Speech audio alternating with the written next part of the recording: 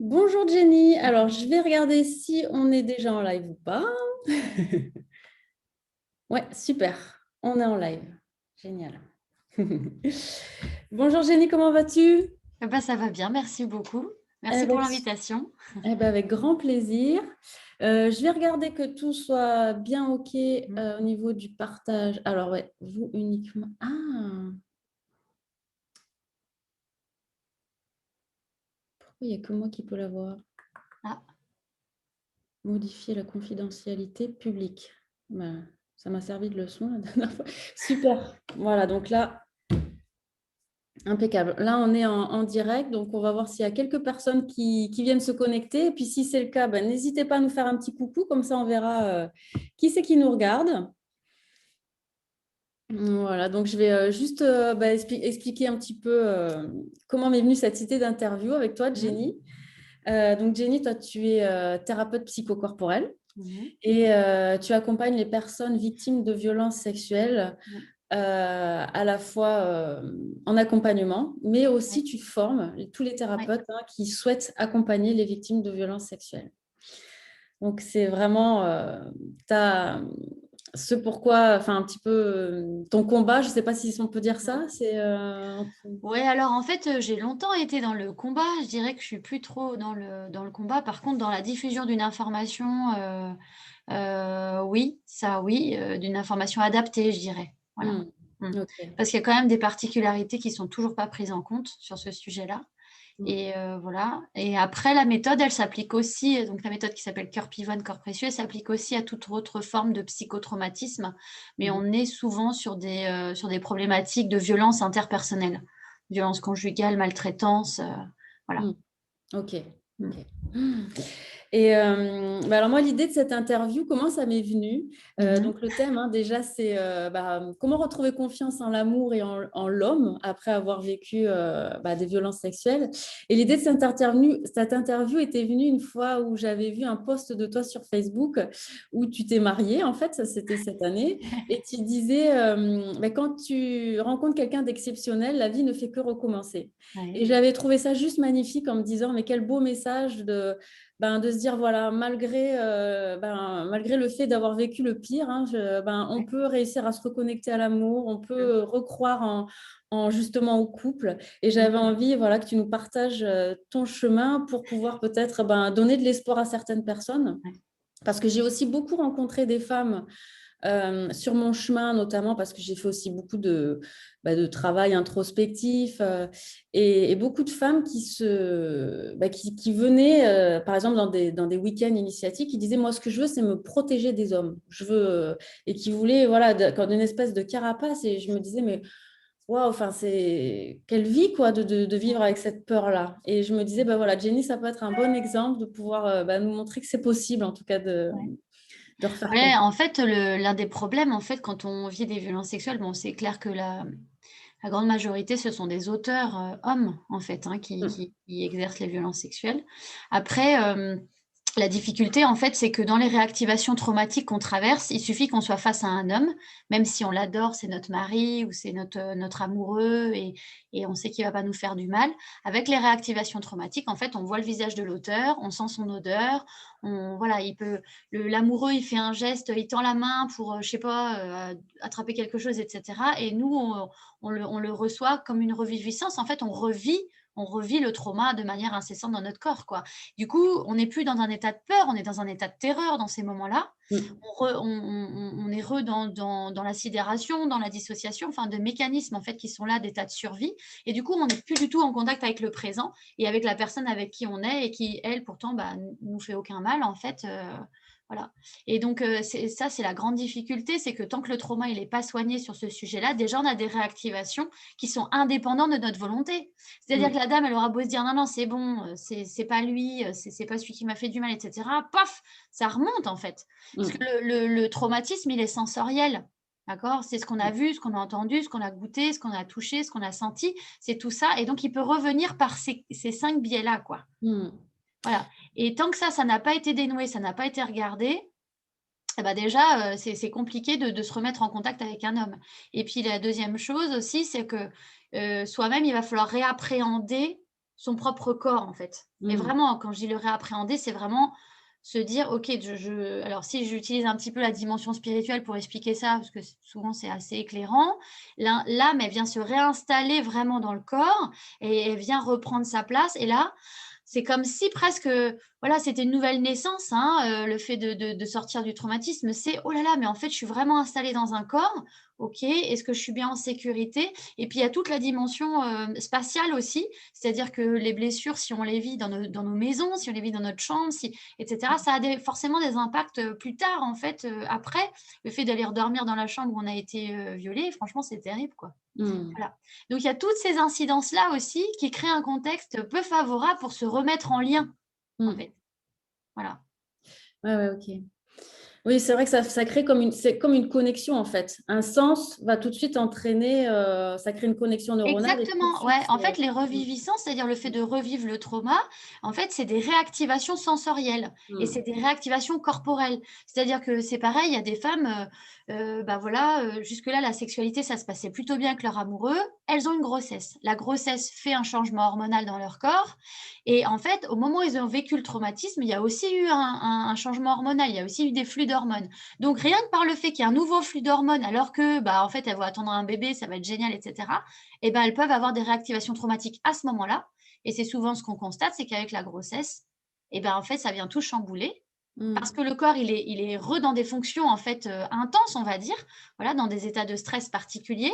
Et du coup, ça se réactive et la dame après peut plus avoir de sexualité. OK. Sans parler du chemin aussi de l'accompagnement de la grossesse où elle va être touchée peut-être d'une certaine façon, qui va pas lui convenir, et cetera, où il y aura moins de soins et puis que tout son intime va être un petit peu, dévoilé, voilà, ça dépend comment tout ça va être géré et tout ce qu'elle va traverser, mais voilà et du coup, ça se réactive comme ça et après la grossesse, c'est pour ça qu'on a des femmes qui, bah, ne peuvent plus avoir de rapport sexuel, en fait. Ça ne passe plus, en fait. Voilà OK. et c'est là que souvent on a aussi, hop, des reviviscences de: mais en fait, quand j'avais 6 ans, qu'est-ce qui s'est passé? Quand j'avais 10 ans et 14 ans, mais en fait, ma première fois, c'était quoi? Voilà. Il peut y avoir aussi toutes ces remontées aussi d'amnésie là, qui arrivent à ce moment-là parce que le corps, bah, il a été dans un état, particulier, un état où il a dû, voilà, donner plus d'efforts et du coup, ça s'est réactivé, quoi. Voilà Mmh. OK. et elle aura beau se dire la dame: «Non mais je l'aime et cetera, c'est bon, c'est mon mari, j'ai vraiment du désir pour lui, j'ai vraiment envie qu'on ait des rapports sexuels», Mmh. ça marchera pas, quoi. Ouais. Mmh. Ouais, ouais, ce qui est pas forcément évident, c'est qu'il y a pas forcément en plus, comme tu dis, ça peut être une grossesse, mais c'est pas forcément quelque chose qu'on peut, un événement. Ça peut être justement juste une odeur, une sensation qui peut Exactement. réactiver tout C'est ça OK. et puis du coup, ça vient complètement nous perturber et nous bloquer, quoi. Il y a Oui. les gens qui font des amnésies traumatiques, c'est extrêmement violent. C'est-à-dire que pendant des années, tout allait bien, il y a rien qui se passe et d'un coup, d'un seul, il y a tout qui remonte et là, terminé, on n'est plus la même personne. Mmh. Parce OK. qu'on a revécu, au Mmh. moment de la sortie d'amnésie traumatique, on a revécu toutes les violences qu'on avait subies Mmh. et on est submergé, quoi. Voilà, donc là, il va falloir réussir à reprendre pied, reprendre contact avec son corps, sortir de l'état de terreur, sortir de la tristesse, parce qu'évidemment, il va y avoir énormément de larmes qui vont se libérer à ce moment-là, et puis essayer de remettre, un cadre sécure, réussir à se sentir bien, dans Mmh. son quotidien, mais souvent ça fait aussi exploser les couples, hein, tout ça. Ouais. Eh ouais. Mmh. Et justement, est-ce que tu peux nous parler un peu de ton chemin de guérison? Toi, je sais que tu as vu beaucoup de thérapeutes. Ouais. Comment ça s'est passé, en fait? Est-ce qu'il y a eu des moments de latence, des moments où tu as senti que tu avais fait un grand pas? Enfin, comment? Ouais. Alors comment ça s'est passé? Alors donc, en fait moi quand j'étais à la fac, non ça a commencé en fait avec mon 1er amoureux en fait. Moi j'ai eu toutes les images qui sont remontées. J'ai fait une petite amnésie en fait, sur quelques années puisque, en fait ce qui s'est passé pour moi donc j'ai vécu de l'inceste quand j'étais petite de 5 à 11 ans et en fait j'en ai parlé à mes parents un petit peu avant 11 ans je pense. Voilà. Mais sauf qu'ils ont pas compris. Mmh. Et en fait, c'est ça aussi, c'est la difficulté d'entendre les mots de l'enfant, puis la difficulté que l'enfant, il arrive à exprimer ce qu'il vit vraiment, quoi. Mmh. Donc ils ont pas compris, ils m'ont dit que c'était rien. Donc j'ai rangé ça dans un coin de ma tête et j'ai continué dans ma vie. Voilà et quand j'ai eu 18 ans, j'ai rencontré mon premier amour et en fait, c'était vraiment quelqu'un de très doux, très délicat. Enfin, j'ai eu énormément de chance, en fait, aussi de croiser cet homme-là et alors la petite particularité aussi, c'est que moi, dans ma tête, j'avais vraiment cloisonné les choses, hein. Mmh. Je dirais pour mon état de survie, il s'est traduit comme ça. C'est-à-dire qu'à 15 ans, je me suis posé des principes, mais des principes hyper rigides. c'était pas d'alcool, pas de drogue, pas enceinte, je fais pas l'amour avant tel âge, etc. Enfin, vraiment, comme une espèce de structure de vie, en fait, que je me suis imposée. Et je sais pas d'où ça venait à l'époque. Bon, moi, maintenant, j'arrive un peu plus à identifier. Hein. C'était pour justement garder une forme de contrôle et puis, Mm. bah, voilà, ne pas peut-être subir ce que j'avais subi, en sachant que amnésie, quoi. Hein. J'avais vraiment mis ça de côté. Et en fait, quand j'ai rencontré cet homme-là, il était vraiment droit dans ses bottes.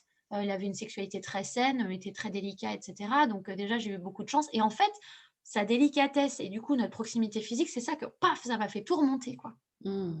Et donc j'avais toutes ces images qui revenaient au moment où j'entrais un petit peu dans la sexualité et j'étais submergée, quoi, c'était terrible et donc je lui disais: «Oh là là, je pense à ça, j'ai ça» et lui, il me disait: «Mais je comprends pas, pourquoi tu les vois encore dans ce cas-là si Mm. s'est passé ça?» Alors là, ça a été le premier déclic. Je me suis dit: «Non mais qu'est-ce qu'il est en train de me dire, quoi?» Comment ça, s'il s'est passé ça? Et incapacité de poser des mots dessus, du coup. Mm. Voilà.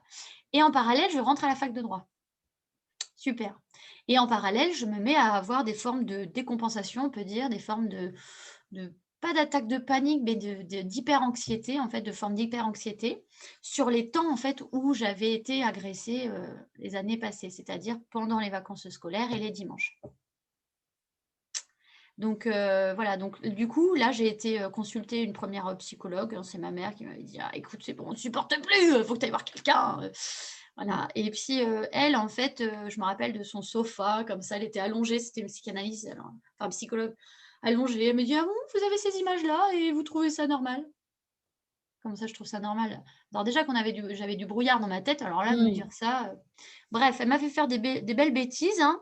Mm. Il m'a fait faire une réunion de famille, où on a mis tout le monde autour de la table, mes cousins, mon oncle, ma tante, mes parents, moi et puis il a fallu que je raconte ce que j'avais vécu, quoi et puis, évidemment, je m'en suis pris plein la tronche, hein, notamment par ma tante, hein, qui m'a dit: «Mais pourquoi tu en as pas parlé plus tôt?» Mon oncle, lui, il était en pleurs, alors j'avais un cousin, lui, qui se souvenait de rien et puis l'autre, par contre, qui dit: «Ah, beh, c'est bon, moi j'ai subi ça d'une grande cousine, moi aussi», Ouais. donc bref, donc là, en fait, on a découvert l'envers du décor et en fait, bon, c'était pas du tout le cadre protecteur pour que ça avance. Donc là, Mm. après ça, j'ai repété des gros câbles, hein, grosse crise de pleurs, je me sentais pas bien et cetera, voilà et donc là, on a trouvé les coordonnées d'une psy spécialisée, en fait, sur D'accord. Paris. Donc ça a été, je dirais, alors elle, ça a été, clair, net et précis. Elle m'a dit: «Bah, oh bah, vous, ce que vous avez vécu, c'est le crime parfait, en fait, hein». D'accord, on a travaillé sur, toutes les faiblesses, hein. Elle m'a dit: «Il faut déposer plainte. Il y a pas 3000 solutions, là, il faut déposer plainte». Bon, bah, Mm. d'accord, donc on y a été et puis ça a duré plusieurs années. Franchement, ça a Mm. mis un peu de temps. Alors, c'était pas au début, c'était très suivi, les séances, voilà, toutes les 2 3 semaines à peu près et ensuite ça a été, 1 fois par mois et puis après un peu plus échelonné, en fait. Après, on retourne un peu dans sa vie aussi. Voilà, Mm. il y a la procédure, qui est passée, puis là, j'avais besoin de mouvement, en fait, puisque dans la procédure, il y a eu un non-lieu. Ouais. Voilà, donc du coup, il fallait que ça bouge et là, en fait, j'ai eu une sophrologue qui m'a pas mal aidée. Voilà, Mm. j'avais besoin de technique plus par le corps, mais je Ouais. je dirais qu'à ce moment-là, j'étais incapable de poser ce mot là-dessus.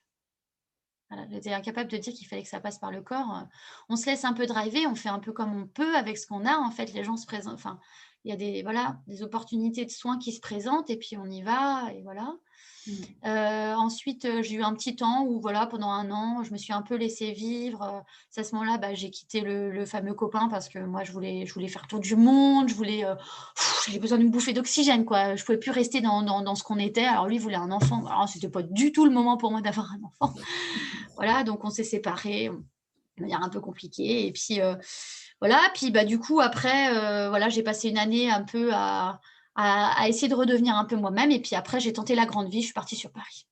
Voilà et sur Paris, bah, j'ai eu des petites périodes où il y avait pas grand-chose, je dirais, de soins et après des cycles de Mm. soins, voilà, parce qu'il y avait d'autres choses qui se réveillaient, parce que, bah, j'ai un des cousins qui est venu habiter derrière chez mes parents. Donc là, le choc à l'autre, alors il vient s'installer juste derrière chez mes Mm. parents avec toute sa famille. Il veut que je le tue ou quoi? Enfin, c'était, voilà. Donc des petites choses comme ça qui viennent Mm. réactiver évidemment, bah, ce qu'on a pensé soigner, puis, bah, en fait, qui est pas tout à fait soigné, hein. Mm. Souvent on dit: «C'est des strates», en fait. Donc Ouais. voilà, donc j'ai fait plusieurs chemins comme ça, puis à un moment donné, Après, je me suis dit: «Bah, allez, de toute façon, je vais aller à l'étranger», donc je suis partie sur Paris, je suis partie à Montreuil et là, j'ai eu l'opportunité de partir à Genève. Alors, redéménagement. J'ai beaucoup Mmh. déménagé, en fait, j'ai beaucoup, voilà et je me rappelle, j'ai un des thérapeutes qui m'a dit: «Ah mais c'est bien parce que vous avez évité l'internement psychiatrique en bougeant». J'ai dit: «Quoi?» Il me dit: «Bah oui, vous savez, non-lieu, absence de lieu, incapacité de s'enraciner, donc en fait, on vous prend votre vérité, quoi». Mmh. Alors au passage, ce qui s'est passé aussi, c'est que quand il y a eu le non-lieu, je suis tombée malade. Mmh. C'est-à-dire que la thyroïde, elle a pété une vrille, quoi, hein. Choc, Mmh. choc psychologique, on m'a dit: «Bah, c'était trop, quoi». Donc j'étais malade pendant 10 ans, la thyroïde et ça aussi, ça m'a amenée à faire un chemin de guérison. D'accord. Mmh. Voilà, aujourd'hui, je suis plus du tout malade de la thyroïde, pour réussir à m'en sortir et alors, voilà, je me rappelle à 21 ans, on me dit: «Bon, bah, voilà, vous avez une maladie auto-immune, vous vous bouffez de l'intérieur, donc bah, faut prendre des médicaments à vie, vous avez pas le choix. Lévothyrox, 110 milligrammes là, ou 100 milligrammes par jour». Oh, c'était un truc de dingue ça aussi. Mmh. Mais voilà, mais en même temps, j'étais toujours appelée par la vie, quoi, donc Mmh. j'étais aussi suivie par rapport à ça. Voilà et arrivé un moment et ben, en fait, j'étais à la fin de mon doctorat, ma thèse, elle avançait pas tant que ça, mon directeur l'avait changé plein de fois mon sujet. J'en avais marre encore de cette vie, quoi, donc encore une vague et là, Mmh. je suis partie habiter en Bourgogne. Voilà et là-bas, je me suis soignée avec des médecines, alternatives, la naturopathie. J'ai fait du décodage biologique, de l'énergétique. J'ai Mmh. été voir des voyants, des médiums, j'ai enfin et ça a été un sacré chemin et là, par contre, j'ai posé l'acte que je voulais être soignée. Je voulais me soigner de ma thyroïde, c'était voilà. Je dirais que sur le plan physique, je commençais à être bien, psychologique aussi, je commençais vraiment à être bien, mais par contre, j'avais encore ce problème de thyroïde. Mmh. Donc un jour, j'ai décidé d'arrêter le médicament. J'ai dit: «Non, mais là, c'est bon, c'est terminé, j'arrête». J'ai arrêté, j'ai fait un petit peu de naturopathie, un petit décodage biologique. On m'a donné de l'hormone thyroïdienne de bœuf. On m'a dit: «Bah, ça, soit ça passe, soit ça marche, soit ça ne marche pas, quoi» et ben, moi, ça a marché et j'ai plus jamais eu de problème de thyroïde. Mmh. Mais j'ai fait aussi un changement de vie, quoi. J'ai Ouais. lâché tout ce que je faisais et je suis partie, retaper une petite bicoque là, qui avait pas d'eau, pas d'électricité, je suis allée me chercher, quoi. Je suis Ouais. vraiment allée me chercher, ouais. C'est vrai que Mmh. ça, j'en parle pas beaucoup, mais voilà et après ça, je suis retombée amoureuse. Wouh! Et puis, bah, j'ai eu mon petit garçon qui est arrivé, dans mon utérus, voilà et puis là, ça s'est pas super bien passé avec le géniteur. Mmh. Donc rechangement encore, voilà et là, je me suis fait beaucoup accompagner par des sages-femmes en libéral, mais aussi, la psychologue de l'hôpital. Des femmes exceptionnelles, la Mmh. sage-femme aussi de la PMI. C'était génial. Elles ont été d'un soutien, donc c'est elles aussi, je les mets dans la case des soignants, en fait, parce que toutes ces personnes-là, elles m'ont énormément nourrie, en fait. Il y a pas que les thérapeutes, hein, il y a des fois les magnétiseurs, il y a des fois une rencontre aussi avec une personne qui va nous ouvrir quelque chose et voilà. Mmh. Et après donc après l'accouchement, la fameuse psy que j'avais vue qui était très spécialisée m'avait dit: «Vous verrez Jenny, le jour où vous serez enceinte, ça peut revenir». Oh là là! Elle m'avait Mmh. dit: «Vous inquiétez pas, vous viendrez faire une séance, puis ça sera reparti dans votre vie». Ouais, d'accord. Et en fait, j'avais quand même pas oublié ça et elle avait raison puisqu'après, en fait, l'accouchement, c'était pas tout de suite après l'accouchement. Moi, c'était, je dirais, après mon retour de couche, après avoir allaité mon bébé et tout ça. Là, ouh c'était compliqué, prendre une nouvelle contraception ou pas et cetera. Tout ça, ces trucs d'hormones, voilà. Gérer la situation, et là, par contre, j'avais de nouveau besoin de soutien, donc je suis allée chercher du soutien et c'est là que je suis rentrée un peu plus dans les techniques psychocorporelles avec, Mmh. une analyste, une dame, vraiment, une mamie, avec qui j'ai fait, de l'analyse corporelle et là, ça a été, un peu de MDR aussi, voilà. Bah, il y avait des traumas qui se sont un petit peu réactivés aussi, une partie, je dirais, voilà et donc je suis allée plus loin et après je suis allée encore plus loin avec la sophroanalyse des mémoires prénatales, où là, je suis allée explorer dans ma toute petite enfance et même, moi, quand j'étais in utero et en fait, il me restait, un trauma que j'arrivais pas à identifier, j'avais juste la sensation corporelle et je savais que dans mon corps, ça s'était passé, mais je n'avais pas les images. Voilà et du coup, j'ai été boucler la boucle avec ce truc-là, mais alors là, ça a été, Ouais. ça m'a encore ouvert, autre chose, voilà. Et puis, j'ai fait un bon soin d'incarnation avec une chamane aussi, voilà, pour réussir en fait à enfin m'incarner, je dirais vraiment dans ce dans quoi je devais être. Et Mmh. ça, c'était juste avant de créer le cabinet. Et voilà. Et en fait, je continue toujours aussi d'être accompagnée par des thérapeutes, hein. Dès que j'en ai besoin, bah, j'ai une supervision là pour ma pratique professionnelle, c'est indispensable. Mais en fait, on a tous besoin des uns des autres, quoi. Moi, je le vois pas comme un chemin qui va s'arrêter, mais un chemin qui va venir me nourrir encore et voilà. Et Mmh. puis ouais, puis me faire progresser, avancer. Ouais. Voilà un peu le chemin. Mmh. Ouais. Et est-ce que tu penses que tu as pardonné ou accepté en tout cas tout ça? Est-ce que tu penses que ça fait partie aussi du chemin de guérison, cette phase-là de... Ouais. Ouais, oui, alors en fait, moi j'ai fait des rituels de pardon dans le cadre de sophroanalyse et mémoire prénatale. Mmh. C'était très intéressant en fait, on utilise la dimension spirituelle en fait pour aller, soigner le trauma. Hem, Ça a fait vraiment partie à un moment donné, ouais, du sujet en fait. Alors c'est pas, pardonner, l'acte, comment dire? C'est, je dirais, réussir à l'accueillir et à se donner beaucoup d'amour et j'ai bien aimé, Charlotte Hoffman là, qu'à un moment donné j'ai interviewée, qui disait en fait: «Le pardon à un moment donné, il arrive et il se pose à l'intérieur de nous, quoi. Mmh. C'est pas tant nous qui devons le forcer, il y a un truc qui vient et qui se pose» et c'est vraiment ça. Mmh. C'est-à-dire ça s'installe en fait, voilà. Mmh. Et alors je dirais qu'aujourd'hui j'ai beaucoup de compassion pour l'un de mes cousins,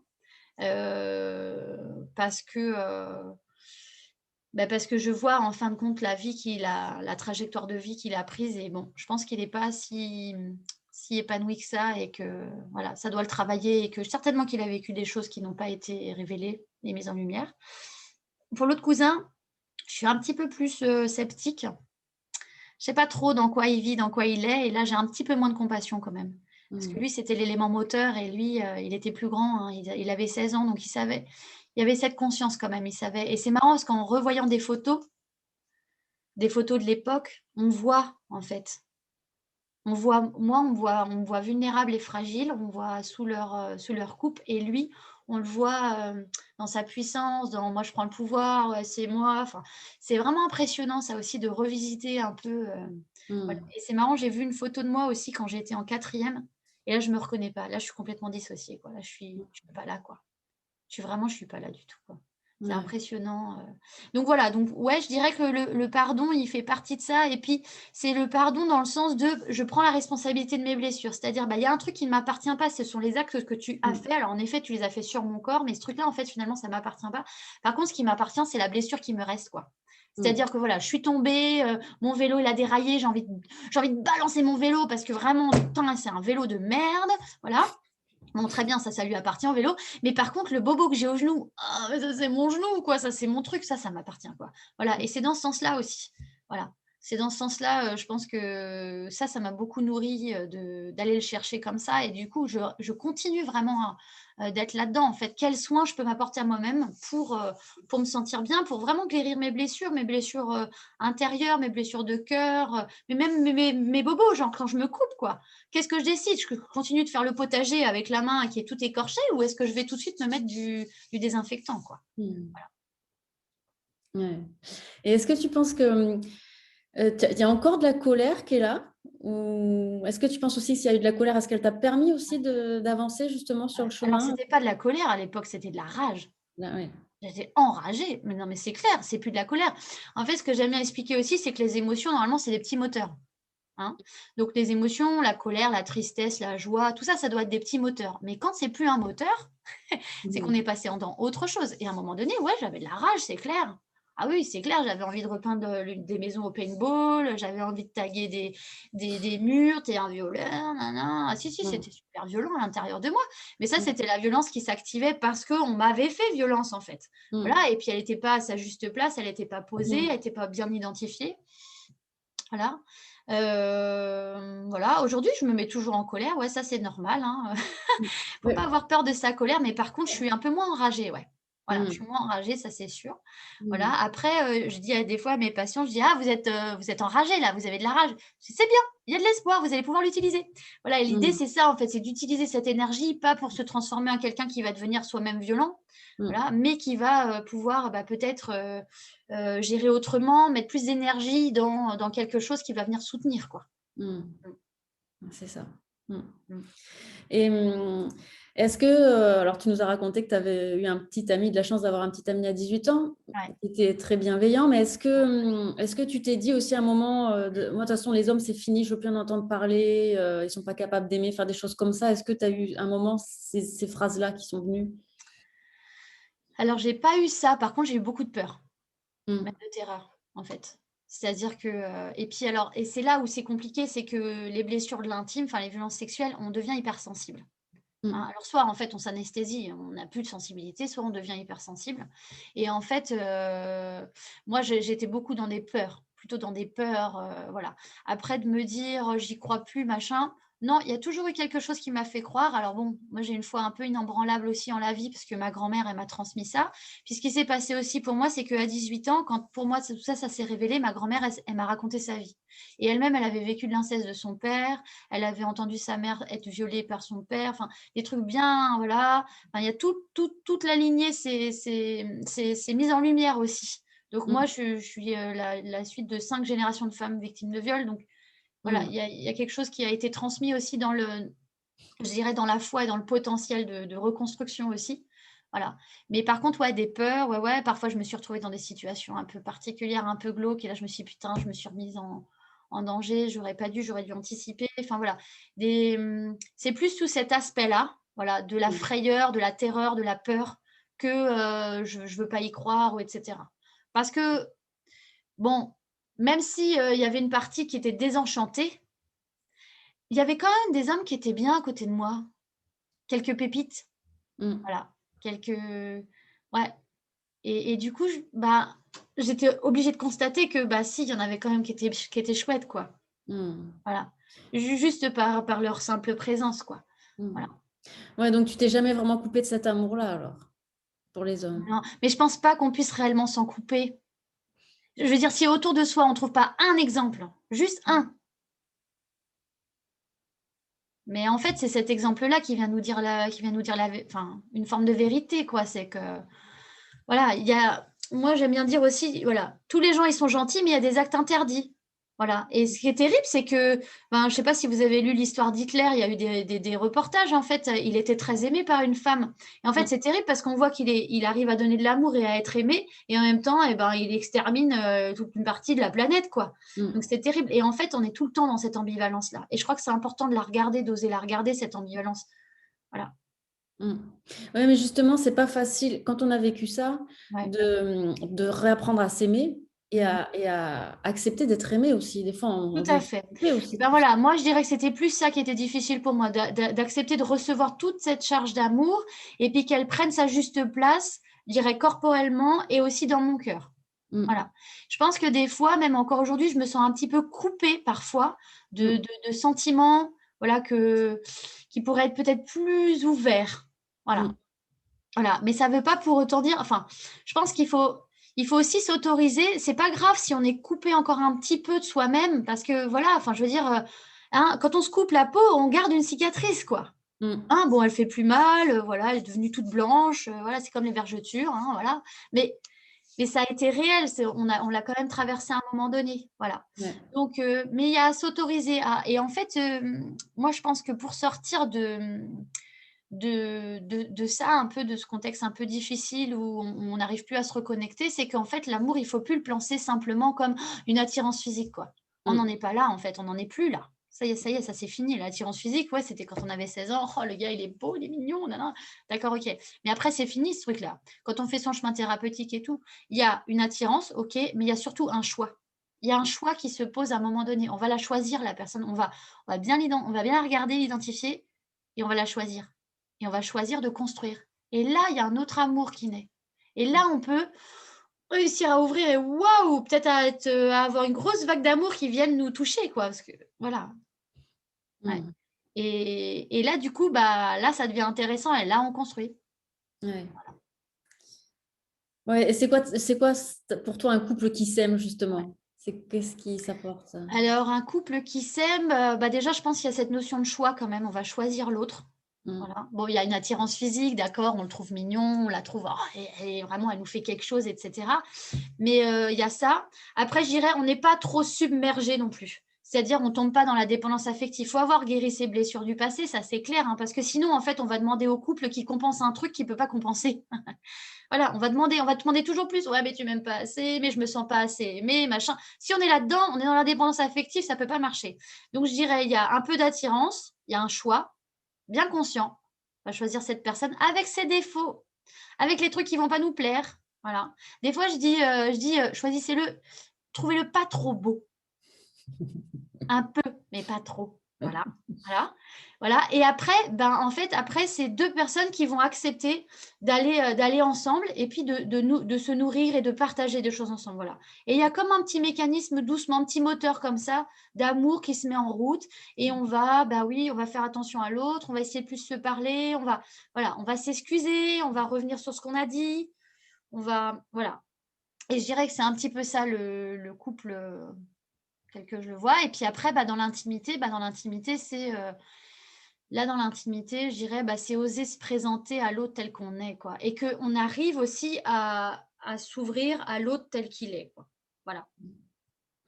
Et du coup, c'est pour ça que j'aime bien ce bouquin-là de Barry Long sur faire l'amour de manière divine. C'est qu'on va oser dire, pendant qu'on fait l'amour, que « Ah non, en fait, là, ça me dérange. Attends, je te retire ta main, quoi. » Sans que l'autre se dise « Oh là là, mais c'est bon, nanana, ou je sais pas quoi, ou vienne juger, et puisse accepter que, en fait, non, voilà, ça convient pas, ce truc-là, c'est tout, c'est aussi simple que ça, quoi. Voilà. Ouais. Et je voulais qu'on parle un petit peu, oui, juste avant, est-ce que ton mari, du coup, il a dû passer aussi par cette phase de t'apprivoiser? Est-ce que... De m'apprivoiser, je pense qu'on a dû s'apprivoiser mutuellement. Ouais, ça oui. Après, je pense qu'il a une grande qualité à ce niveau-là, mon mari. Ouais. C'est-à-dire, c'est quelqu'un qui est quand même extrêmement délicat, vraiment qui veut vraiment toujours rester à sa juste place. Et il fait très très attention à ça, mais je pense qu'il a toujours été là-dedans, en fait. Il s'est construit comme ça, en faisant attention à l'autre, en fait. Voilà. Et je dirais même que peut-être il a le défaut de ses qualités, c'est qu'il pense peut-être pas assez à lui. Et donc, c'est là où moi, par contre, je suis hyper attentive. Et là, attends, mon petit gars, attends, mon coco, moi, je pense bien à toi, mollo mollo. Voilà. Ok. Ouais, pour pas qu'il s'oublie.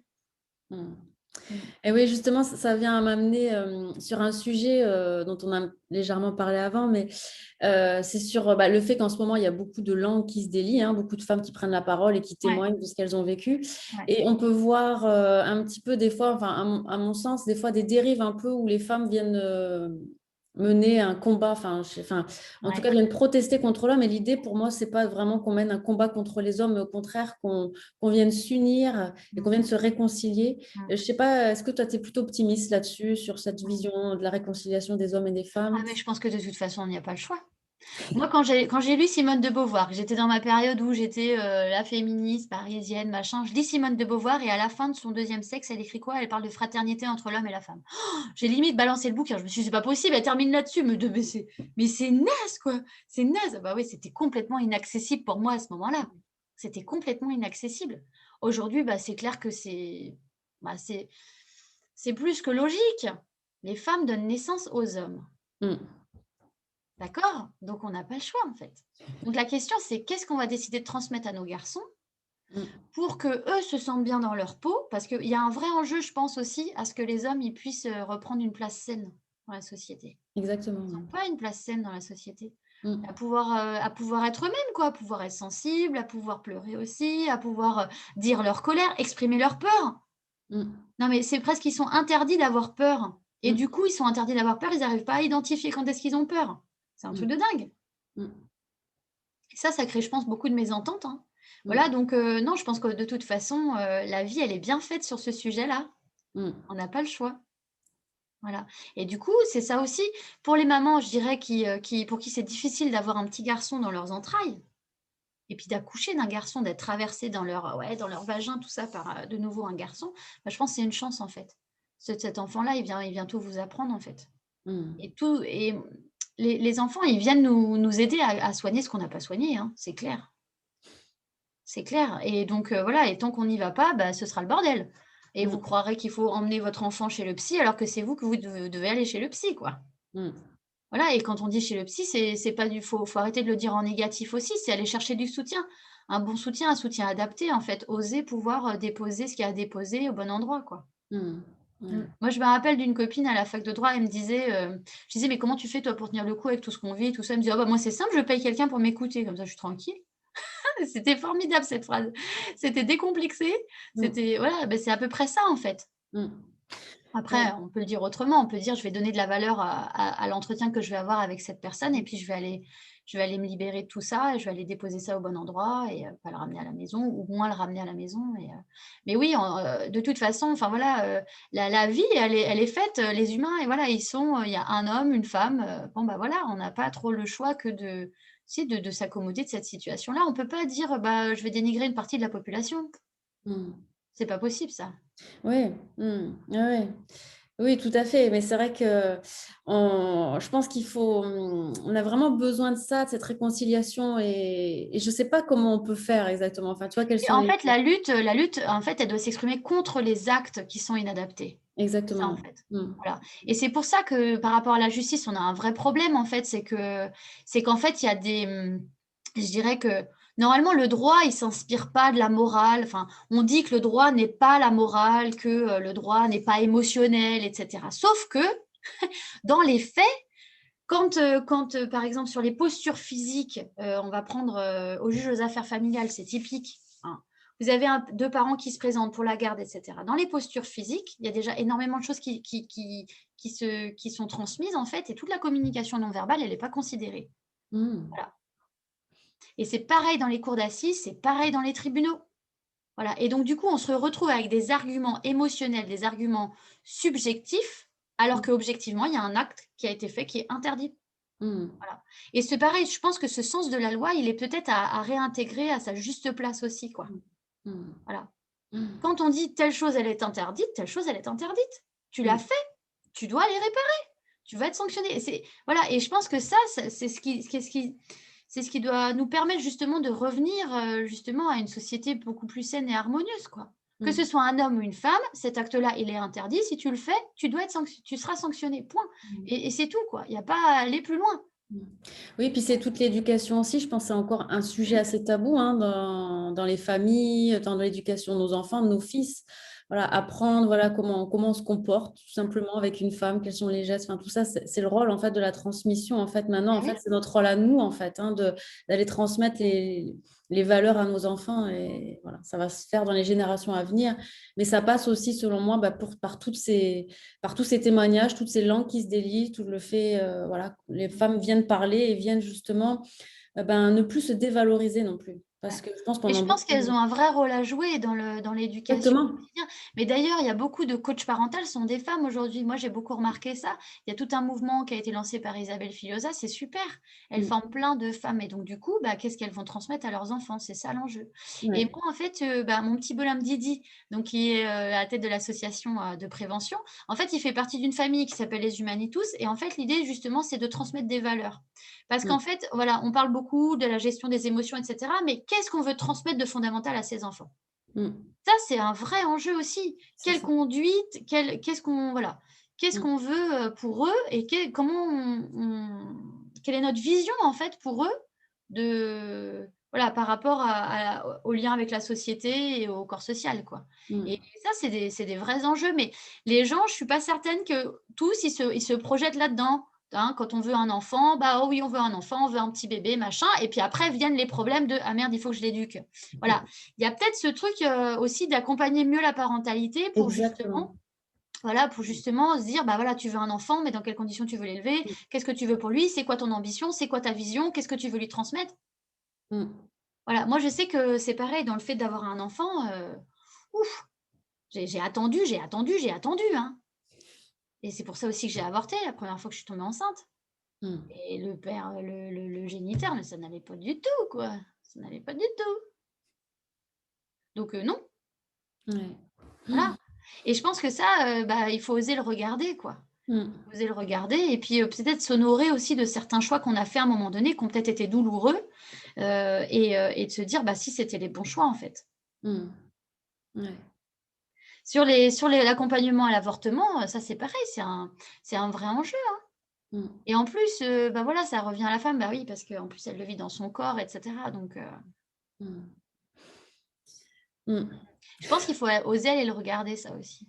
Et Voilà. oui, Et c'est puis, ça. et puis des hommes aussi qui ont été touchés peut-être par les avortements de leurs copines, etc., puissent aussi Mm. aller le regarder, ça. Ouais. Voilà.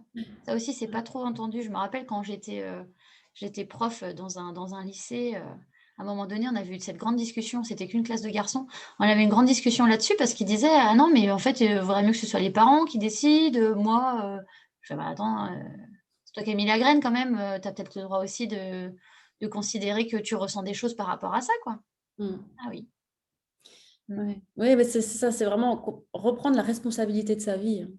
Oui, c'est ça, c'est ça. Ouais, ouais, ouais, ouais, ouais, bien considérer les choix et puis du coup, c'est ça aussi qui est très positif, c'est que si on a fait, un mauvais choix à un moment donné, parce que ça peut arriver, hein, on s'est mis en couple avec un gars, finalement ça part en cacahuète, c'est pas du tout le bon gars, moi ça m'est arrivé aussi, hein, faut pas voilà, hein, il y en a eu quelques-uns quand même, qui c'est pas terrible quoi. Non mais oui, voilà, faut le dire. Bon et ben, si j'ai fait ce choix-là à un moment donné, ça veut dire que je suis capable aussi de faire le choix, le bon choix pour moi-même.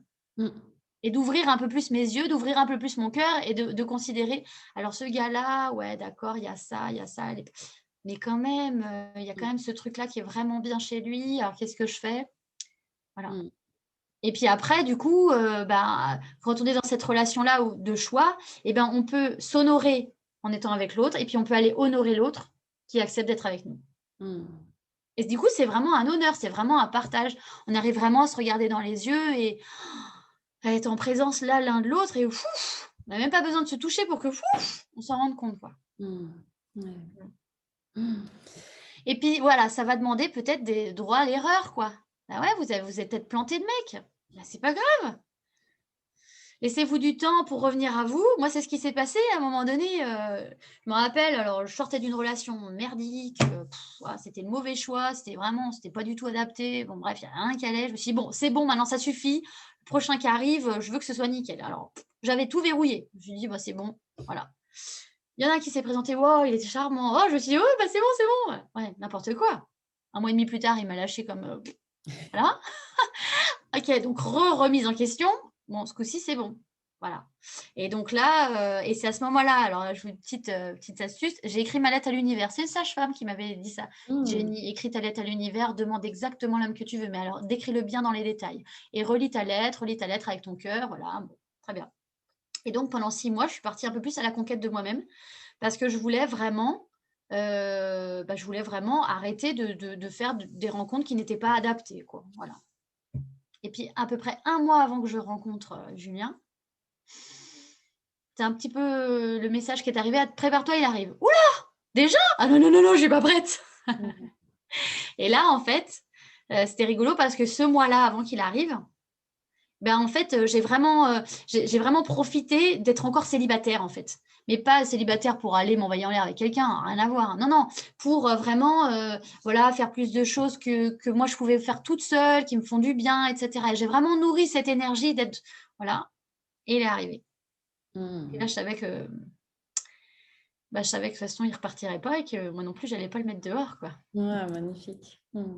Et je Mm. pense que voilà, on est tous capables de ça. Et il y a aussi un truc, c'est que quand on vibre une énergie haute, Mm. et ben, on attire quelqu'un qui est dans une énergie haute. Voilà.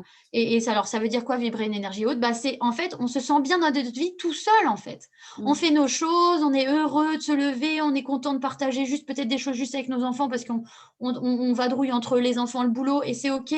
Voilà. C'est-à-dire qu'on arrive à se suffire à nous-mêmes. Je pense que quand on arrive à se suffire à nous-mêmes, c'est là qu'arrive la cerise sur le gâteau. Mm. Et Ouais. là, waouh, on n'a plus qu'à la savourer, la cerise. Ah oui. Ouais. Et pour ça, il faut avoir fait aussi tout ce travail, ce chemin que tu as fait aussi en avant, hein, Ben, vraiment. Hein. en fait, je dirais oui et non. Ah oui? Ouais, parce qu'en fait, des fois, je me rappelle d'une patiente qui est venue me voir. Elle avait fait je sais pas combien de kilomètres pour venir me voir, parce qu'il y avait une de ses copines qui était venue me voir et ça avait changé sa vie. Bon, la copine avait fait plusieurs séances, mais elle pouvait venir me voir qu'une fois. Bon, alors je lui dis: «Bon, bah, alors là, on y va carrément, quoi». Donc on a fait juste une séance et je lui ai donné vraiment les axes sur lesquels il fallait qu'elle bosse, qu'il fallait qu'elle fasse et tout. Elle a tout pris au pied de la lettre, elle a fait son 180 €. C'est ça. Elle a viré. Elle a viré. Mais en fait, je crois que quand on est prêt aussi à virer et qu'on a décidé que maintenant, ça suffit, on y va, C'est ça. et ben on y va. C'est comme moi, quand j'ai arrêté mon lévothyrox, j'étais plus malade, je pense déjà de la thyroïde. C'était terminé. J'avais décidé, c'était niette. Parce qu'en plus, on m'avait dit à l'époque, quand j'avais 21 ans, on m'avait dit, bon, en fait, ce qu'il faudrait pour rétablir votre thyroïde, c'est un choc psychologique positif. Alors, attendez, moi, j'ai vécu le choc psychologique négatif, mais qu'est-ce que ça peut être un truc positif, quoi? On m'a dit, une grossesse. Je dis, quoi? Mais je vais certainement pas faire un enfant pour pouvoir me soigner. Alors, il n'en est pas question. Je vais d'abord me soigner et ensuite, j'aurai un enfant. Parce que là, c'est pareil, la valeur de la vie, moi, c'était pas du tout accessible, ce truc-là. Voilà. Et donc, j'ai dit non. J'ai dit, je suis pas d'accord, je vais le faire comme ça. Et je pense que quand j'ai été prête et quand je l'ai décidé et que je l'ai acté, je me rappelle, même ma mère avait peur. Oh, mais tu vas pas prendre tes médicaments, mais tu vas mourir. Non, non, mais non. Je le fais. Voilà. Et j'étais prête, j'étais prête. C'est ça. Le message, il est tellement puissant, il est tellement fort, ça vient s'engrammer dans toutes les cellules de notre Ça corps. s'installe. Ça s'installe. Ouais.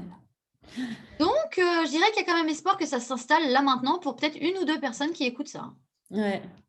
Et ouais, merci parce que c'est vraiment chouette d'entendre ça. Merci. Et si tu avais un conseil, justement, enfin, je sais pas si c'est le mot, mais tu sais, à se dire, voilà, si j'avais su ça peut-être avant, j'aurais bien aimé le savoir, ça. Ça m'aurait peut-être permis d'accéder à quelque chose plus facilement. Par rapport à ma relation aux hommes? Oui, ton chemin de guérison, ta relation aux hommes, tout ça.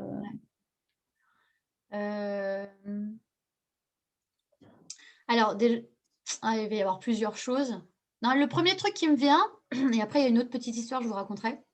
Le premier truc qui me vient, c'est que quand il y a du mouvement, c'est qu'on est dans la vie, c'est qu'on est en train de se réparer. Ça, c'est vraiment le truc que j'ai compris. En fait, pendant toute ma période d'amnésie traumatique, là, j'ai fait du karaté, moi. Mais j'étais dans des mouvements, c'était un truc de dingue, quoi. Voilà.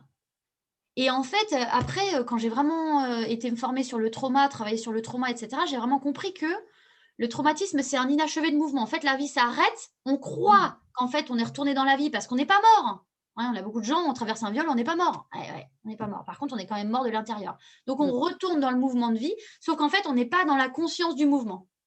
Voilà.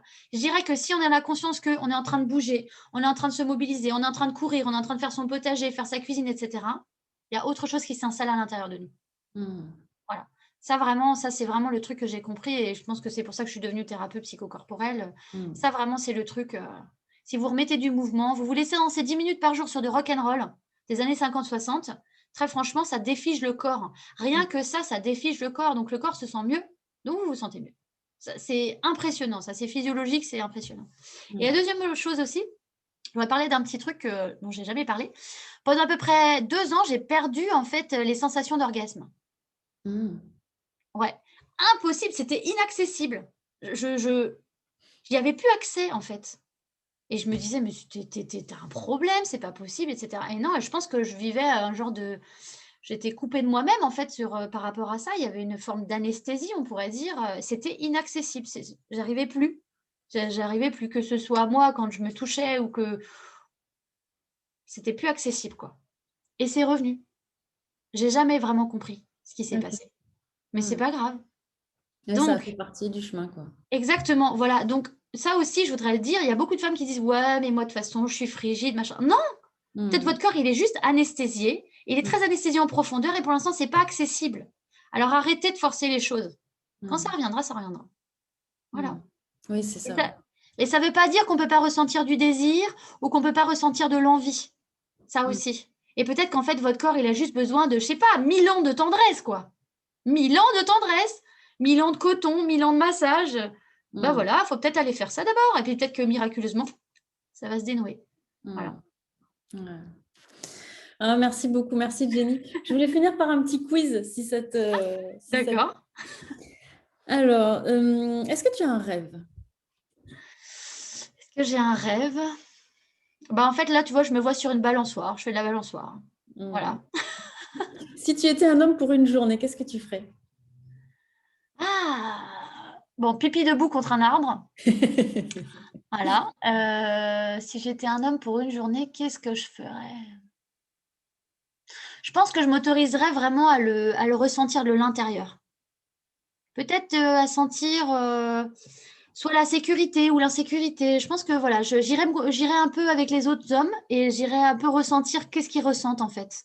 Voilà, ou peut-être voilà, qu'est-ce qu'ils doivent être, qu'est-ce qu'ils doivent paraître. Ça m'intéresserait bien de ressentir ça, voilà. Et ouais, quelque chose comme ça.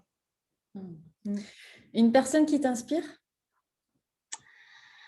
Ouais, Sandra Ingerman. C'est qui?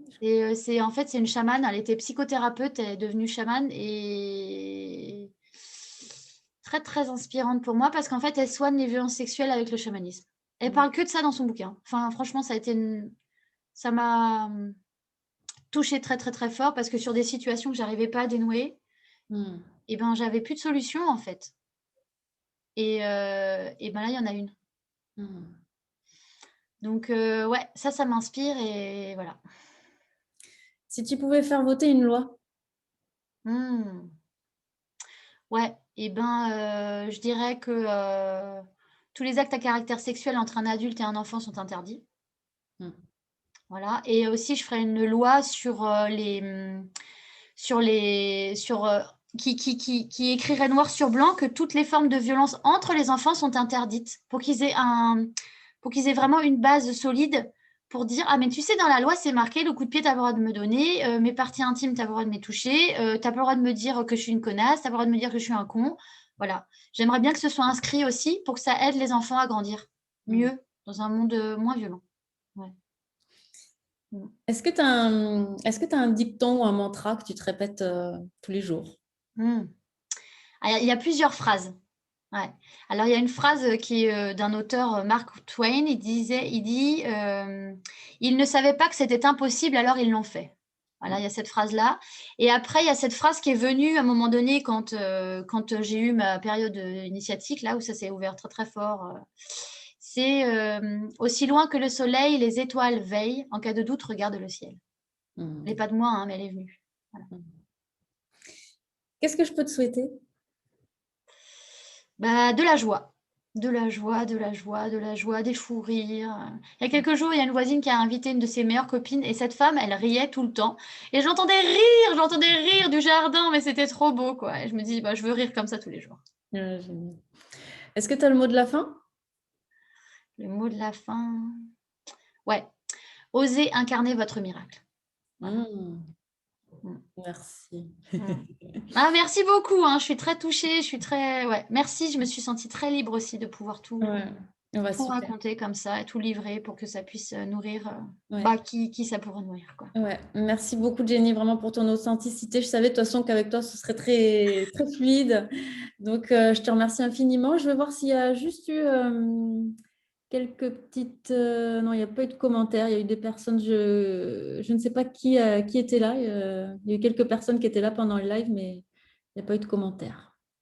Donc, en tout cas, n'hésitez pas à laisser vos questions à Jenny, même si c'est plus tard. Hein, si vous l'écoutez en replay, elle pourra vous répondre. Enfin, en tout cas, je laisserai tes coordonnées aussi dans le commentaire. Comme ça, les gens pourront te contacter si besoin. Voilà. Donc, tu es sur Lorient, hein, c'est ça? Toi, tu es Caudan. Caudan, voilà, exactement. Super, je te remercie infiniment, Jenny. Merci pour ce beau message d'espoir, d'amour et puis de nous avoir partagé tout ça. C'était un très chouette moment. Donc, merci beaucoup. Merci beaucoup. À bientôt. Et puis, on se dit à tout bientôt, Jenny. Ouais. Allez, gros bisous. Au revoir à tous. Merci. Au revoir.